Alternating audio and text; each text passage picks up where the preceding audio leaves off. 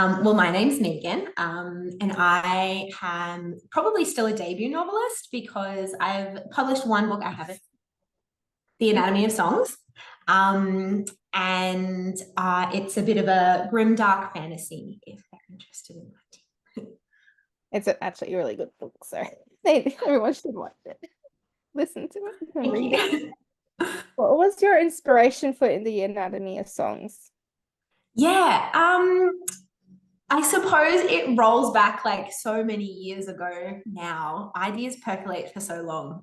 But the Anatomy of Songs kind of came about when I was working and studying as a physio. And I was learning heaps of anatomical facts, being like, these could be just as easily used to like kill someone as they could be used to like heal them and make them better.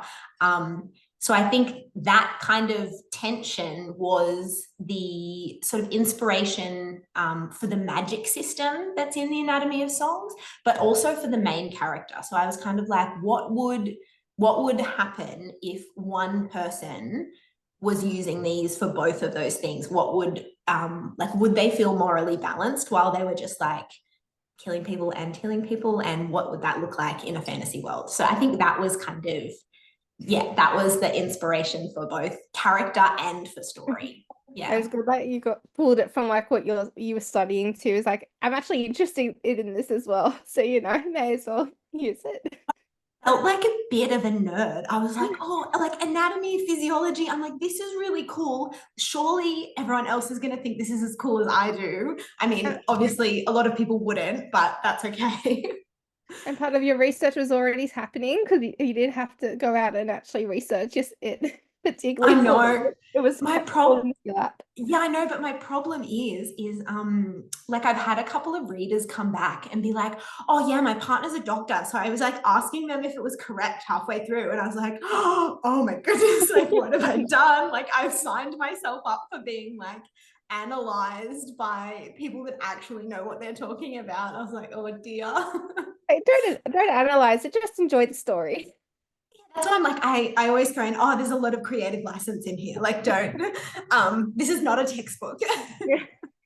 If you want to know, read a textbook and that will give you more Yeah. accurate info. Please refer to Grey's Anatomy. I don't know. What drew you to writing? Oh, I think before I started writing like full length things, I loved writing just like little tiny snippets. That's interesting, actually. Some of those snippets that I were playing around with and writing actually become the epigraphs. So I've actually used some of those really, really old sentences that I made up as the epigraphs in some of the paragraphs. But I just loved the way, like words had been pretty mundane for me before that, but if you put them in the right order, they make something really beautiful. They do. And I think that's what drew me to writing, being like, oh, there's a million words in the world, and if you can make something beautiful out of them, and you can also cause people to feel something with them, which is insane to me. It still blows my mind that just like one sentence can set atmosphere and theme and make you feel like rage or some other emotion. Like I think that's what writing is for me, is making people feel something. So that's what draws me to it. And then we get doing the cons now as well. You get to actually meet the readers that is actually making an impact on as well. Yeah, absolutely. Definitely a motivator to keep going. Yes. Because people are like, when is it? When is it? I'm like, oh, I It better takes a do little bit it. to write. Yeah. Yeah. No, but definitely, yeah, meeting people and like getting to like geek out about the story together is kind of cool. So it's about the people as well, definitely. How Yeah. did you choose which character to center the story around? Well, I suppose like I always had Cass because she was like the main instigator of story idea for me. So she was an easy main character and I understood who she was. And like I just knew about her. So she was kind of born out of this idea of and Viridian says this to her in the story, like, do the lives that I save make up for the ones that I take? So she was that whole kind of magic system character. And it wasn't until a couple of drafts in that I was actually like, her love interest is a really 2D cutout kind of guy. He hasn't got much going for him. I'm like, why would she even like him? Like, this is ridiculous. And then I realized that there was a whole nother half of the story that I wasn't telling. So Viridian got his own point of view as well. So I think I knew about her at the beginning. I didn't know about Viridian until halfway through that he was actually going to be important and have a story of his own to tell. So yeah, I think that was interesting to find him halfway through and then flesh him out a bit more. Yeah. Did you find you had to work a bit harder to get his point of view fleshed out, or once you actually knew he was there, it was pretty No, he was a struggle the whole way through. Yeah. I think maybe like because I'm not a guy, and I was like, I don't know how to do this. Like, how do I write? I'm really curious how people were really great male points of view, like no problems as well. I'm so curious because I have no point of reference because I'm not a guy. Do this, like, anyway. Yeah, but I think my thing with him was I wasn't like, both of these characters are exceptionally flawed in a lot of ways. And I think that's what I loved writing about him as well. Like, I didn't turn him into the perfect book boyfriend. Like, he is absolutely not going to be your next book boyfriend. Sorry. But he's like interesting, and you can empathize with a couple of things that makes, yeah, I don't know what I'm trying to say. But yeah, he was a struggle the whole way through. And the only thing is, though, in writing book 2, I found him easier and Cass harder. So I have no idea what's going on. They just want to cause you problems. All the time, problems. They cause each other problems too. It's fine. What was your process for writing The Anatomy of Songs, and has it changed going into book 2? So much. It's changed so much. So The Anatomy of Songs I wrote over from me starting to write it to publication was about 6 years. So I just pantsed my way through that 6 years and made it up, like, would kind of like audio notes myself and type things down, and it was a whole big mess. And then when I edit, I use an 8-sequence Hollywood structure, it's called. So I put The Anatomy of Songs through that editing process and then kind of did a million drafts. So that was a really messy process for Teos. And then when it came to book 2, because you've already got a publisher on side, they're like, well, what happens before we sort of like sign on this book? So I had to write an outline, and I was like, oh, this is bad. What's going on? So I had to outline it. It changed dramatically from the outline anyway. But it was a much more chronological, structured process. I then put it straight back through my like Hollywood 8-sequence structure thing and like continued to do edits. So it has felt sort of much more regimented, which I don't know if that has kind of like taken a little bit of the sort of wonder and dreaming out of it, because that's kind of my process, is just dreaming away. But I hope it turns out good. You'll have to let me know. I'm actually looking forward to it. Did you have a favorite moment to write in the book, in The Anatomy of Songs? Oh, that is such a hard question. I think there were lots of moments that I loved writing, but one that felt super satisfying for me. I don't know if do we care about spoilers? There's a scene where she, quite near the end, where she confronts her really manipulative, abusive father. And it's a real moment of personal sort of triumph and her, I don't know, taking control of something. So I think that was super poignant and a really big moment. That's kind of her end scene battle, whereas the story still has this whole huge thing going on. Yeah. But that was her moment, and I think that was the one that I loved writing. I just cried my way through the whole time, just cried. Yeah, I think that was it though. Did you have which character do you relate to the most and why? Oh, Um, whoa. I think I relate to Kassira the most, definitely. Just because I spent the most time with her, I think. And she also, I think you can't not put little bits of yourself into your characters. So she absolutely has so many little bits of me in that, her relationship with her sister, the way that she sort of like loves her and yeah, I don't know. I think a little bit of her rage, maybe that I'm not like game enough to actually have in my own life, is there. And a lot of her like hurt and working to like have people be proud of her. I think that's one of her greatest flaws, is that she's never had anyone that's been proud of her necessarily. So I think there's lots of yearnings that like you definitely have that you just like inadvertently slip in there. But I think I relate to Kassira the most, definitely. Um, how has writing and publishing a book changed the way you see yourself? Oh, I think, this is very, someone's going to send me to therapy after this. Hard-hitting questions. I think it's changed the way I see myself a lot, which is like possibly not a good thing, but it's also really encouraging for me. So I think I knew that while I was writing that I didn't necessarily have the skills to self-publish. I don't know. I'm not savvy enough to do that.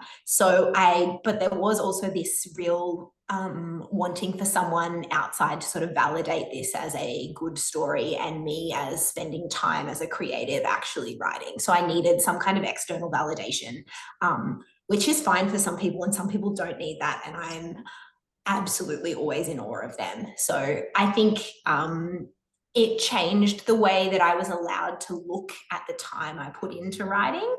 And it's opened up a whole new community for me as well. So with all of these people with similar interests. So I think that's also, to see yourself within a community of similar people is pretty beautiful. So I think it's changed the way I see myself and my confidence. And I'm exploring sort of parts of myself through the actual like cathartic writing, untangling things that I didn't necessarily want to untangle, but probably good for me. Yeah, I think it's when you're a writer, you're a writer. Like you need the process. So it's been really good for me. And I think definitely see the confidence with like you speaking at panels at conventions as well. It's like I don't like talking in front of like lots of people. So it's for you to sit up on the table and like answer questions just like randomly. Yeah. Very confident. Well, I just think I am so reconciled with making a goof of myself that I'm like, it doesn't matter anymore. Like, so I'll just try and say something. Your advice will stick with someone, so it doesn't matter. True. How important was editing in your book's process and development? So important. I think it's been particularly highlighted how important that is in this second book for me as well. In that you can have an outline and you can put it through all of like these edits and still like at the stage I'm at, I'm still switching things around. I'm still changing timelines. I'm still developing characters. Like it's just such an ongoing process. That I didn't know that I didn't have it right in the beginning. And until you spend sort of more time doing that, you don't really know how good it can be or something like that. I think that's also the beauty of having like other people read it or an editor read it, because like you just know so much yourself. And this, like, even like the lore and the magic system behind what I'm writing now, I'm like, it makes sense. Come on. And it doesn't on page. So I don't know. Editing is just a lifesaver. It's also a bit of a crutch for me though too, because I'm like, don't worry about that in this draft. That's future Megan's problem. And the next draft will come around and that problem will pop up again. And I'm like, well, I could have fixed it before, but maybe it's like fourth draft problem now. Oh. And I guess it's also someone else reading and it's like, I really like this, but you're missing something. Maybe Yeah. here and you're missing here. Or you haven't answered what your plot. Yeah. But I agree. You live for those positive comments from the editor. They're like, oh, fun. And I'm like, and I guess that it's really good working at a publisher because then you don't have to actually seek out anyone if you were doing it the self-published route as well. It's all in-house. So you're like, thank you. That's the point. Like they get it. Yeah. Or when they have a little like scream comment and you're like, oh, all the other readers are going to scream at that bit too. Like, it's so exciting. That's what I needed. Yeah. Are there any books or authors that inspired you to become a writer? Oh, I think, and I don't know how cliche this is going to be, but the first one was Christopher Paolini, who wrote Eragon. And he was 15 when he wrote that book. And it's insane, isn't it? It just blows my mind. So I'm sitting there as a 16-year-old being like, my life's over. I'm a year too late. It's all finished. Like I'm too late to even start writing. And I'm like, oh, I was such a drama queen. Yeah. So I think that was the first one that was like, no, like young people, old people, anyone can do this. You just have to give it a go. So I think like Christopher Paolini was like the first instigator of inspiring me to write. I think what got me through so many manuscripts before I was published was Brandon Sanderson. He wrote 12 manuscripts before he was published. So I gave myself that. I was like, you have to write 12 before you give up. You are not allowed to give up before then. Like, if you really want this, you'll keep going. Yeah. And then I don't know who else inspired me. I think Stephen King's On Writing is a great book. All writers should read that. And then kind of people like Leigh Bardugo, Jay Kristoff, they were kind of my sort of grimy, grim, dark sort of inspiration to be like, these stories are beautiful in a different way. I think there's still something so stunning and provocative about those grim, dark sort of stories that I love. I love that. So they're kind of my inspiration in that field. And there's also like, you know that there is the readers who do love the morally grey characters, and Jay writes fantastic morally grey characters as well. Absolutely. You can love and hate them at the same time. I just wish I could do that. Yeah. That's the goal. What advice would you give to a writer working on their first book? Oh, I think it would just be to get the draft out. Doesn't even have to necessarily be quickly. There's no time frame on it. I think that would be my advice, is that this doesn't have to be a rushed process. People work on things for 7, 10, 20 years. Some people aren't published until they're like 70. It doesn't, just like work on something that you love and work on it with like all of your heart. And I think don't worry about timelines or the market, or, well, I mean, if you're thinking about marketability, that's a different thing, but just get it down in the way that you can in your own timing, and then you can edit after that. But like, you do have to get it down. And I think also the thing that made me keep going as like a first-time writer was, if I couldn't seem to motivate myself for myself, it was, if I can't write it for myself, then you have to finish the story because your characters deserve to know how it ends. Like, it's their lives. They're the ones that are like going through all of this. They deserve to know how it ends. So you have to write it. You have to finish it for them. Yeah, that's it. That's really good. I really like that one. Oh, good. What's your favorite writing snack or drink? Oh, I'm like as many cups of tea as I possibly can. Always a cup of tea. I've got a cup of tea. Always have tea. Yeah. I also have this whole like, I can't feel guilty about drinking cups of tea. Doesn't matter. You can have as many as you want. There's no Also, calories or anything in it. yeah, it's fine. It's all good. Also, popcorn for the same reason. Like you eat as much popcorn as you want. So they're my things, tea and popcorn. Popcorn's the best snack.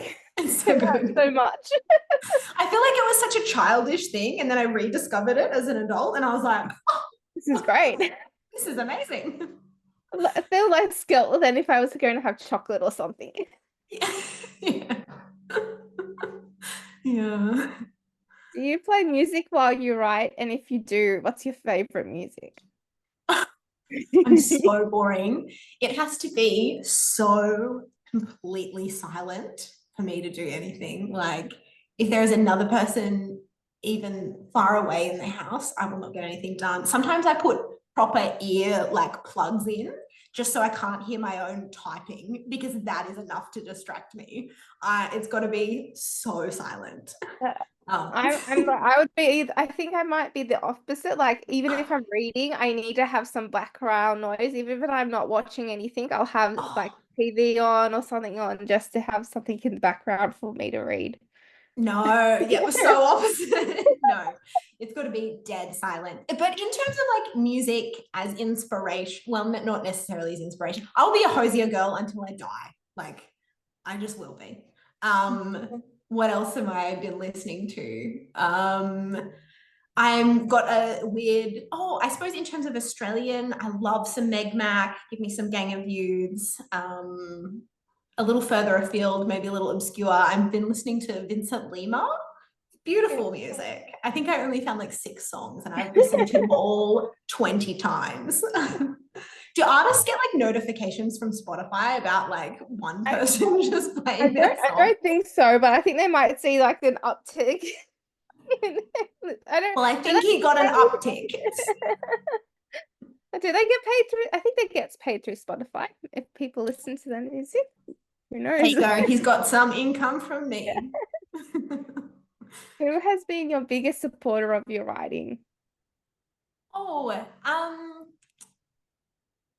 think actually my brother. So I have a younger brother. And he was the first one that I ever told that I'd actually even written a book. He was the first one to read a manuscript. And he literally like started reading it and was like, oh, you're going to publish this? As if like, of course you are. It's what you were always meant to do. Like, just go and do it. So I think he is definitely my biggest supporter. He also gets all of the like pitches and ideas and proposals that I do for things. And yeah, he gets it all. So he is probably my biggest supporter. Really great that your brother is like really invested in your writing as well. He's like, yeah, it's like, come on, I want to know. Yeah, I'm younger brothers. Like, who would have guessed? But yeah, he's always been excited for me. I think it's really lovely. Yeah, lovely. I've got 2 more questions for you. They might be a little bit mean. Well, my second last one is if your book was made into a movie, which actors would play your characters? Oh no.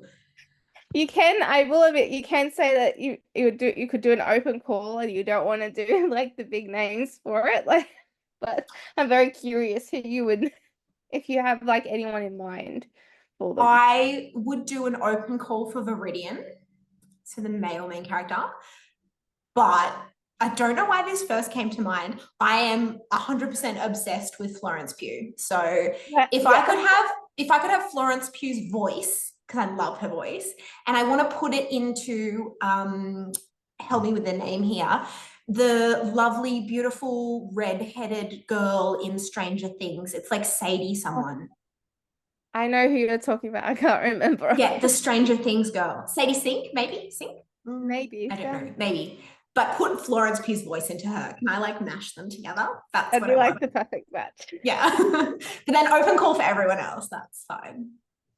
And my last one is, how would you describe the anatomy of songs in 5 words? That is so hard. I might need to get some words from you. Well, like grimdark. Yeah. Anti-heroes. Yeah. heartbreaking. I want it to be heartbreaking. I think it's maybe love and sacrificial. Is that fine? Yeah. Yeah. Yeah. Love, sacrificial. Yeah. That sounds really like a really sad book. I swear there are some nice moments. There's great moments in the book. Maybe. That's what my editor, literally, when they were first reading The Anatomy of Songs, when they got it, they were like, okay, so we need to put some like lighter, nicer moments in here. I'm like, okay, sure. So It's supposed to be a bit of grim dark, so you know, it doesn't necessarily need the that's what I thought. They were like, well, to make those really bad bits impactful. I'm like, oh, so I write these like semi-nice bits to be like, it's fine. No, I actually really love The Anatomy of Songs, so I can't wait for book 2. And editing it frantically, like at the moment, actually. So it's happening. It'll be coming at some point soon. Yeah, but I do have this real sense of it. Like when the edits came back, I was like, oh yeah, of course it's missing all that. So like I do feel that it's way better than what it was. So I'm encouraged by that. Yeah. That's really good. Yeah.